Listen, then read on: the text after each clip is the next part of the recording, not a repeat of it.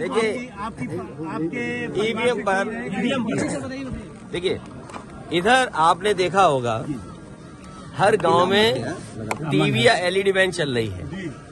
हमारे प्रधान दुखी हैं कि उनकी जेब से पैसा लिया जा रहा है। हमारे जनप्रतिनिधि परेशान है कि उनकी जानकारी में नहीं है। चुन गई पार्टी दूसरी, वोट मांगा जा रहा दूसरे का। दुनिया में अगर विकसित भारत बनाना चाहते हैं आप, तो विकसित देशों की आपको कुछ तो चीजें अपनानी पड़ेंगी।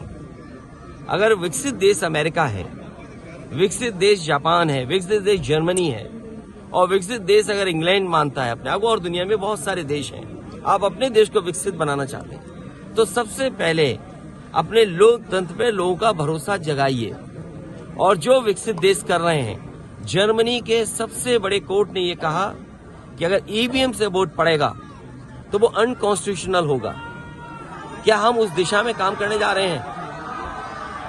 इसीलिए समाजवादी पार्टी का मानना है बीजेपी हटाओ, लोकतंत्र बचाओ, ईवीएम अपने आप हट जाएगी। सर 24 के चुनाव को लेकर आजमगढ़ में सपा किसको लेके आ रही है? दावेदार माइती जी को बना दिया जाए। तुम्हारा चैनल ही जाने किस दिशा में जा रहा है। सर सिग्नल किसी और सैटेलाइट से कनेक्ट। सर बीजेपी सांसद निरहुआ ने बयान दिया है कि आजमगढ़ 24 में अगर अखिलेश आएंगे तो चुनाव लड़ने में मुकाबला अच्छा होगा। बीजेपी सांसद दिनेश लाल यादव निरहुआ आज ही बयान दिया। देखिए, मजा किसको आएगा? मजा तुम तो नहीं लेना चाहते हो। नहीं सर, बयान है मेरे पास। अच्छा, बयान है तो कोई बात नहीं है, बयान अपने पास रखिए, रिकॉर्ड किए और खूब चलाइए आप। देखिए, जनता तय करेगी। आप जिस पूर्वांचल एक्सप्रेसवे पे आते हैं, क्या उस गुणवत्ता से बना? आप में से जितने पत्रकार साथी खड़े हो, मैं फिर कहता हूं, और गूगल पे देख करके या वेबसाइट पे देख करके ऑफिशियल रिकॉर्ड निकालना। मुख्यमंत्री जी ने सदन में ये कहा कि जो गोरखपुर लिंक है वो 3000 करोड़ का बन रहा है। सच्चाई है कि वो 6000 करोड़ का है। तो सोचिए आप, 90 किलोमीटर सड़क 6000 करोड़ की बन रही है, और कब बन जानी चाहिए थी, आज तक नहीं बन पाई। ये सवाल ही नहीं है आपके लिए। सर जिस गांव में आए हैं उस गांव की सड़कें बड़ी अच्छी थी। सरकार बनेगी तो और अच्छी होंगी। सर मंदिर उद्घाटन से निमंत्रण आया आपको? भगवान क्या से किसी का निमंत्रण नहीं आता, भगवान अपने आप बुलाते हैं सबको। आप जा रहे हैं? आप जाएंगे? भगवान, आपको पता है कि भगवान ने बुलाया हमें, और जब तुम्हें बुलाएंगे भगवान, हमें भी नहीं पता होगा। तो अगर भगवान का बुलावा आ जाए तुम्हारे लिए तो क्या हमें पता होगा? सर खड़गे जी जब बुलावा आएगा तो हम लोग जाएंगे। हम उसी परंपरा के लोग हैं, हम उसी परंपरा। सर एक बात बताएं, देखिए, पीडीए के लोगों की कोई पूछ नहीं है। जमाने में जो यहाँ की आपकी स्थिति थी, वो एक संगठन वो क्यों आज नहीं उसके बार दिखाई दे रहा है? किसने बता दिया आपको? देखने में नहीं मिलता सर। उससे अच्छा परिणाम आएगा इस बार, देखिएगा। परिणाम की बात नहीं कर रहा हूँ सर, जनता के मुद्दों की बात कर रहा हूँ सर। जनता के मुद्दों पे समाजवादी पार्टी काम कर रही है, लड़ रही है, और आपको आगे आने वाले समय में परिणाम भी दिखाई देगा। सर मैं कह रहा हूँ के जमाने की वजह से ही आज सर हमें ये बताएं कि जिस तरह से अध्यक्ष जी, कोई बात नहीं, चलिए। अध्यक्ष जी आज आजमगढ़ आए हैं, देखिए क्या कहेंगे? मैं आज इनके पारिवारिक कार्यक्रम में शामिल होने आया हूँ, और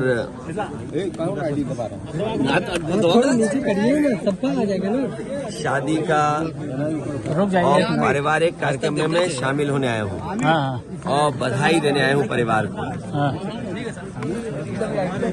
ये इस गांव में कोई पहली बार नहीं आए, और आजमगढ़ में पिछली बार भी जब मैं आया था तो एक शादी में आया था, अगर आपको याद हो, जून में। और लगातार समाजवादी पार्टी कार्यक्रम कर रही है, और मुझे उम्मीद है कि आने वाले चुनाव में आजमगढ़ से ऐतिहासिक परिणाम आएगा। ऐतिहासिक परिणाम का इंतजार पूरे देश को भी है। उत्तर प्रदेश आने वाले चुनाव में सबसे बड़ी भूमिका निभाने जा रहा है, और मुझे उम्मीद है कि जनता निर्णय लेगी और भारतीय जनता पार्टी का सफाया उत्तर प्रदेश से होगा। इसीलिए कई बार इस बात को समाजवादियों ने भी कहा और गठबंधन की तरफ से इस बात को कहा गया कि उत्तर प्रदेश से बीजेपी को हटाने का मतलब है देश से बीजेपी को हटना। 80 हराइए, बीजेपी हटाइए, इस नारे पे समाजवादी लोग लगातार काम कर रहे हैं। 80 को हराने के लिए क्या तैयारी है सर? पीडीए ही एनडीए का मुकाबला करेगा, पीडीए ही मुकाबला करेगा एनडीए का। और जो पिछले वादे किए हैं भारतीय जनता पार्टी ने, किसानों की आय दोगुनी होना, नौजवानों को नौकरी और रोजगार मिल जाना, आज कम से कम इनको बताना चाहिए कि इतने लोगों को नौकरी दी है इन्होंने, इतने लोगों को रोजगार मिल गया है। और आप में से बहुत सारे साथी होंगे, बड़ी बड़ी मैगजीन अगर आप देखें, टीवी अखबार देखें, विज्ञापन तो बड़े बड़े हैं। और सदन में सरकार ने ये कहा कि 40 लाख करोड़ के एमओयू हुए हैं।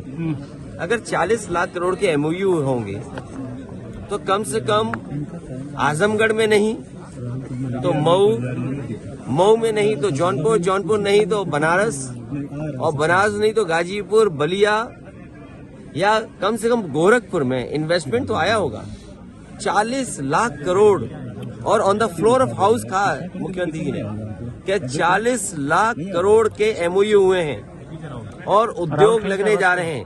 जिस सरकार के 2 साल यूं ही गुजर गए हों, तीसरा बजट आने वाला हो और उसके बाद जमीनें चिन्हित कर रहे हो कि हमें जिलों में जमीनें चाहिए तब इन्वेस्टमेंट आएगा, तो जिस सरकार ने तैयारी नहीं की, मुझे नहीं लगता है कि इन्वेस्टमेंट आएगा।